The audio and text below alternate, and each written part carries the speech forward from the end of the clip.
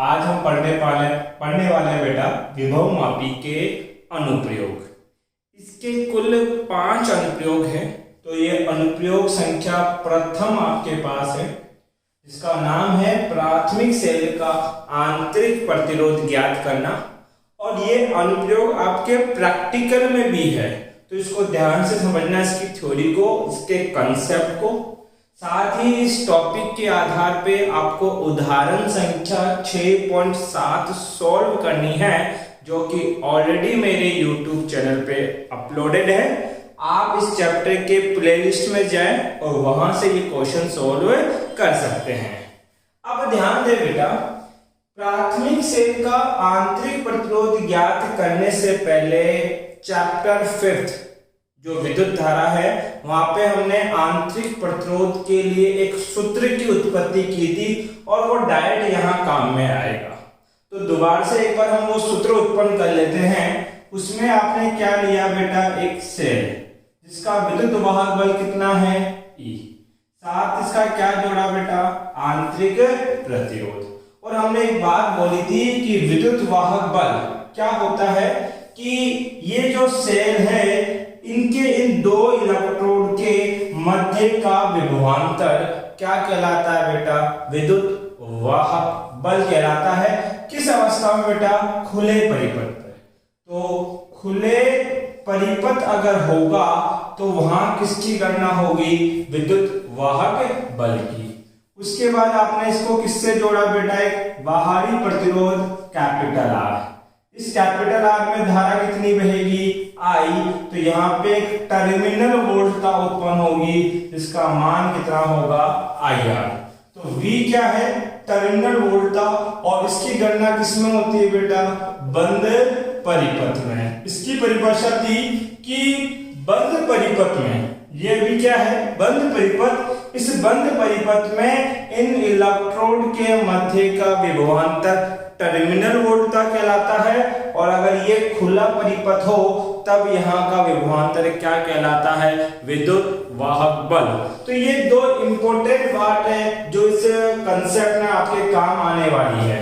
अब ध्यान दीजिए, इस परिपथ में धारा कितनी होगी, सर धारा होगा कुल विद्युत वाहक बल E बट्टा कुल प्रतिरोध। यहाँ 2 प्रतिरोध है और दोनों कौन से क्रम में है, श्रेणी क्रम में। तो श्रेणी क्रम में 2 प्रतिरोधों को कैसे जोड़ा जाता है, R1 प्लस R2। तो ये हो जाएगा R प्लस कैपिटल R। वर्ष गुना करो तो IR plus I capital R equal to EMF। यहां से IR प्लस इस IR को क्या लिख सकते हैं बेटा, V इक्वल टू EMF। यहां से IR बराबर कितना हो जाएगा, EMF माइनस V आपके पास। तो स्मॉल r का मान कितना होगा, EMF माइनस V अपॉन में क्या बेटा, I। अब देखो इस सूत्र से आप लिख सकते हो I बराबर V बट्टे में R। I की जगह रख दो तो स्मॉल r बराबर हो जाएगा E माइनस V, और V R कहां चला जाएगा बेटा, ऊपर।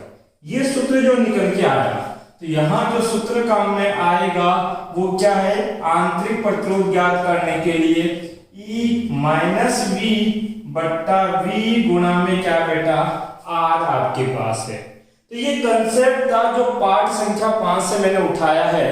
अब हमारे टॉपिक पे आता है, हमें क्या करना है, विभवमापी की सहायता से किसी सेल के आंतरिक प्रतिरोध के मान की गणना करनी है। अब इस विभवमापी के कुल 5 अनुप्रयोग हैं और 5 अनुप्रयोग में जो महत्वपूर्ण बात है वो है इनका परिपथ। अगर परिपथ आता है तो अनुप्रयोग बड़ा आसान होता है। इसके अलावा इससे जस्ट प्रीवियस जो लेक्चर था विभवमापी वाला, उसमें आपने एक कंसेप्ट पढ़ा था। कंसेप्ट ये था कि इंपॉर्टेंट जो बात थी वो ये थी कि विद्युत वाहक बल, जिसको EMF बोलते हैं, या टर्मिनल वोल्टता या वोल्टता बोलो, टर्मिनल वोल्टता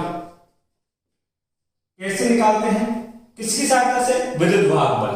तो उसके लिए सूत्र दिया था मैंने, और वो सूत्र था संतुलन लंबाई गुणा विभव प्रवणता। बात क्लियर है? ये सूत्र यहां काम में आएगा। अब देखिए इसका परिपथ कैसे बनेगा। सबसे पहले किसको काम में लेना है? विभव मापी। तो विभव मापी का परिपथ बनाओ।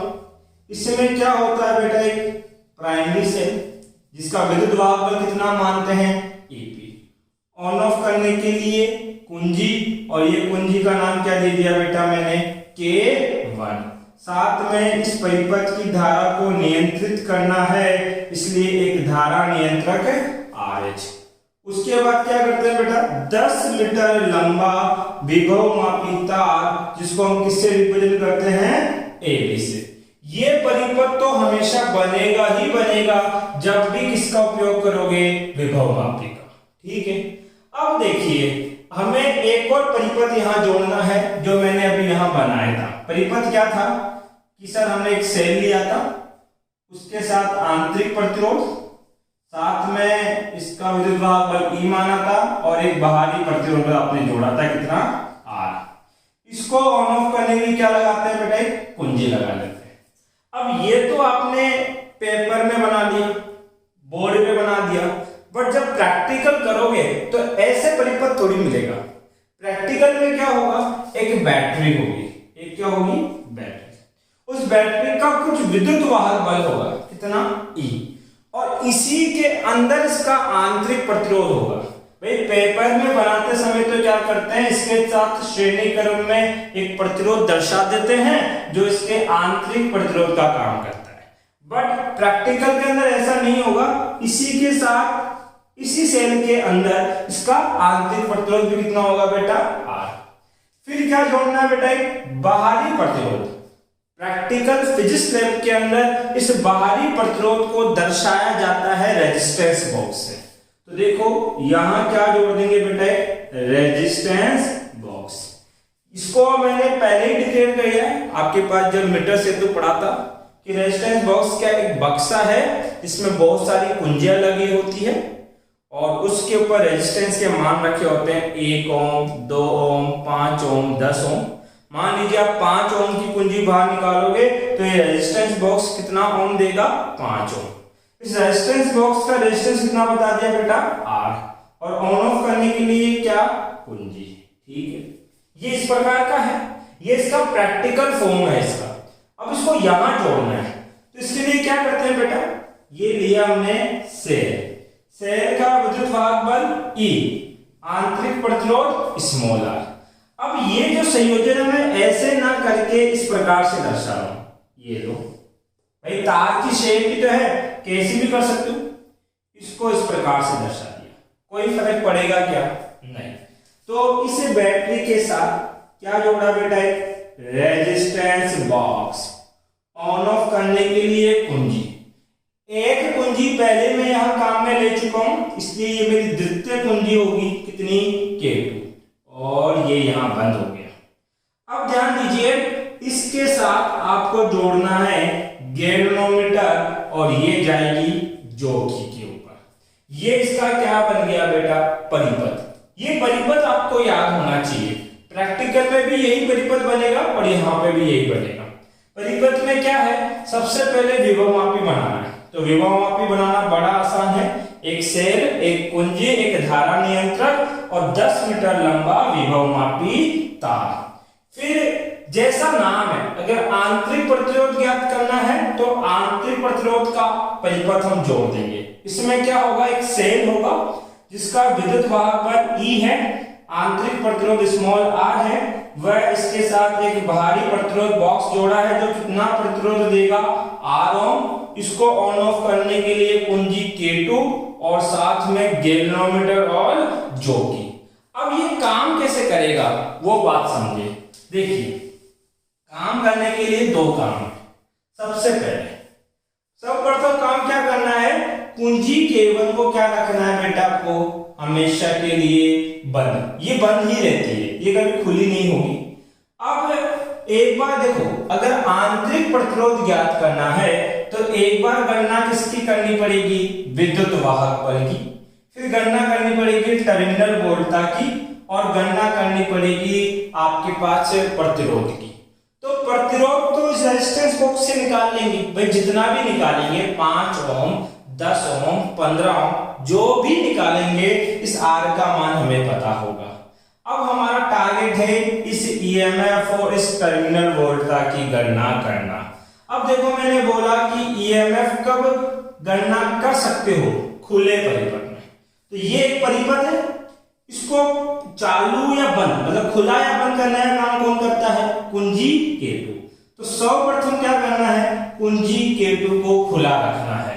तो सबसे पहले काम करो बेटा, सर्वप्रथम कुंजी K2 को क्या रखा बेटा, खुला।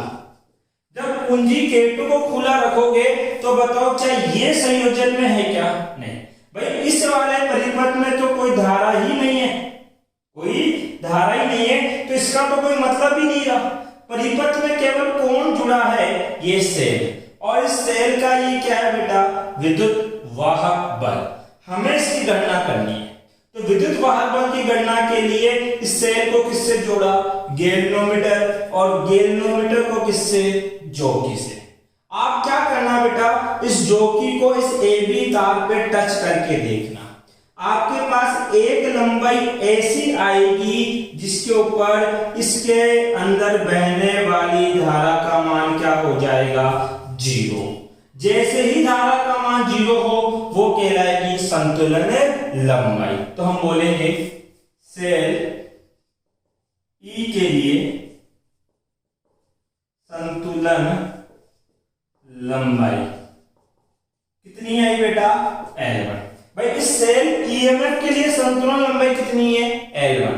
और ऐसा मान के चलो कि ये जो विभव मापी है इसकी विभव प्रवणता कितनी है बेटा, x। इसकी विभव प्रवणता कितनी है, x।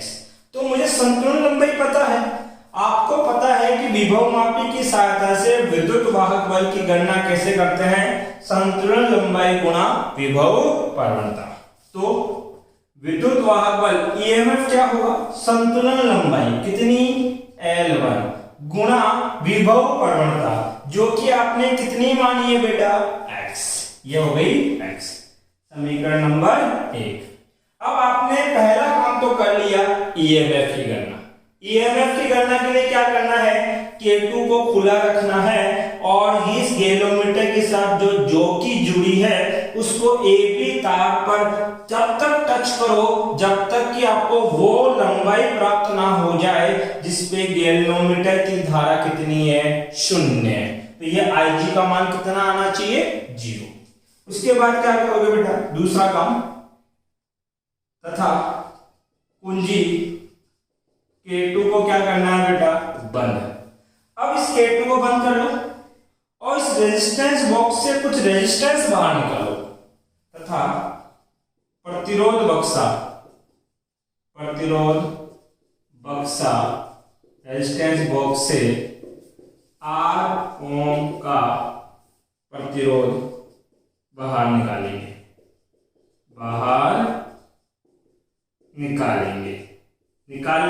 ठीक है, कोई दिक्कत नहीं है। तो मुझे इस R की वैल्यू पता होगी भाई, 5 ओम निकाला तो R का मान कितना रखना है, 5 ओम। अब कुंजी K2 क्या है, बंद। जब कुंजी बंद होगी, परिपथ बंद होगा, तो गणना किसकी होगी, टर्मिनल वोल्टता। अब विभव मापी की सहायता से